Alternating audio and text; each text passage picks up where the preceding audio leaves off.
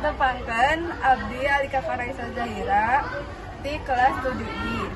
Bade nyaritakeun sasakala Gunung Gelap. Gunung Gelap teh pernahna di daerah Cisompet. Keur nu fungsi ulin ka daerah Pakidulan. Pameumpek mah geus moal birek deui. Da kaliwatan pisan. Gunung Gelap teh gunung nu geueum. Sapanjang jalan teh rembet ku kakayon nu umurna kolot. Tur loba kacaritakeun sayangna dedengit jeung begal. Kayaan geueumeunana Gunung Gelap geus kawentar ka mana-mana.